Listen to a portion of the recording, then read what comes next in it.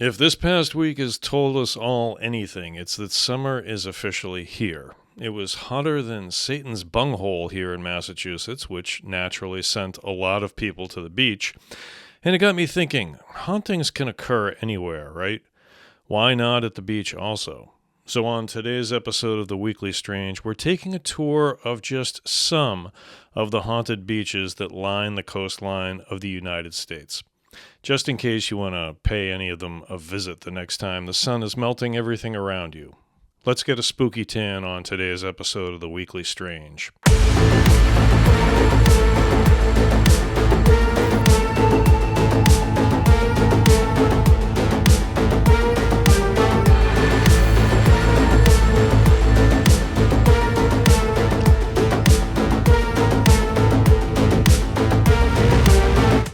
Hello, everyone, and welcome to The Weekly Strange. I'm your host, Jon F. Merz, author, actor, adventurer. While it's not necessarily the spookiest time of year, that being reserved, in my opinion, for the month of October and Halloween, summer nevertheless has its own inherent mystique. And what better place to have a paranormal adventure than right down at the beach? The coastlines are full of sandy stretches that are sometimes right out in the open and sometimes far more remote. The crags and nooks that populate the coastal stretches are home to legends and tales as old as time, passed down from one generation to the next, with each succession marked by the inclusion of new stories of dread and dismay. So we're going to take a quick tour of some beach hotspots where you might not only see some amazing waves, but maybe also a lingering spirit or two. We're going to start all the way out at the very tip of Cape Cod here in Massachusetts, specifically Race Point Beach. What makes this beach so appealing is the fact that it juts out into the ocean and is surrounded on both sides by it. It's like literally the very tip of Cape Cod. Remote, and it gives you the sensation of being away from everything, even though Provincetown is just a short hop away. On July 26, 1974, the body of Ruth Marie Terry, just 37 years old from Tennessee, was discovered nude on that very beach. Her hands had been removed to inhibit her identification, although she was later identified through investigative genealogy that the FBI conducted. Terry's body was found on half of a beach blanket, almost as if she had been laying next to someone else when she was killed.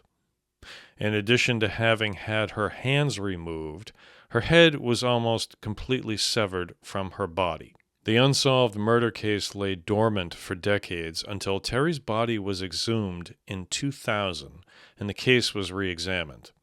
The FBI managed to identify her and subsequently suspected that her husband, Guy Moldavan, had killed her. Terry had married Moldavan in 73 or 74 and then traveled with him throughout the states. Police would later learn that Moldavan had returned home to Tennessee driving Terry's vehicle, but would only say that she had died during the trip. Investigators would later conclude that Moldavan was the killer and finally lay the case to rest. Moldavan died in 2002, also the suspect in the murder of his previous wife and stepdaughter in Seattle during the 1960s, which sounds an awful lot like the Stepfather movies, but anyway. These days, Race Point Beach is reportedly still haunted by the Lady in the Dunes, as Terry came to be known. Witnesses have described intense feelings of sadness, visions of an apparition resembling Terry, disembodied voices, and more. These sightings take place mostly in the morning or early evening, although some have been reported at night as well. Terry's final resting place is not there at the beach, but understandably her spirit may indeed be tied to it since she was killed there. Our next stop takes us down the coast to New Jersey's Cape May to Higbee Beach.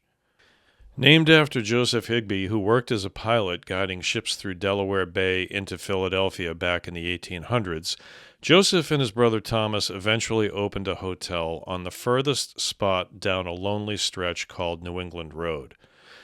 When Joseph Higbee died, he left the hotel to his younger brother Thomas Higbee, and Thomas cared for the property until his death roughly 6 years later. He left behind explicit instructions that he be buried on the property itself, since he had so loved it during his years alive. In accordance with his wishes, Thomas was buried on the property, and the hotel passed to a young woman who continued to care for it. Unfortunately for Thomas, the young woman thought it would be better if Thomas's remains were dug up and interred next to her when she passed at the local Presbyterian cemetery down the road. And she gave instructions that his grave be disturbed and transported so they could lay in rest next to each other.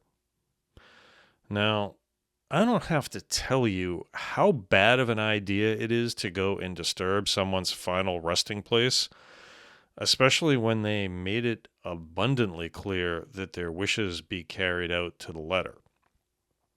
But people are going to do stupid things, and there you go. And as a result of Thomas not being left alone, his ghostly spirit is said to haunt the stretch of 1.5-mile shoreline to this day. Witnesses report seeing a pale gray man dressed in pants that were too short, a shirt that had torn cuffs, and a sash about his waist. Witnesses have also reported hearing whispering and giggling along that beach. The area is now owned by the state of New Jersey and has been renamed the Higbee Beach Wildlife Management Area. While once popular as a nude sunbathing spot, the town has enforced a ban on nudity for years now.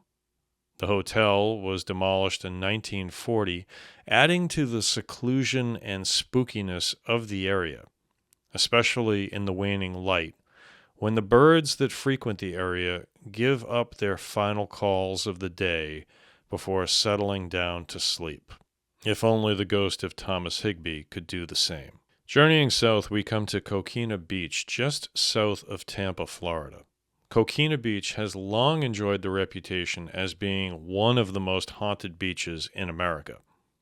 And unlike Higbee Beach or Race Point Beach, the spirits that haunt Coquina Beach are numerous.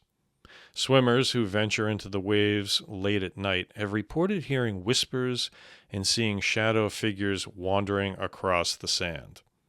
And then there's the legend of the Man in Black, or the Black Phantom as he is sometimes called. This ghostly image of a man wearing all black has been reported numerous times wandering the length of the entire beach, and often walking the path that runs from the beach itself to the picnic area.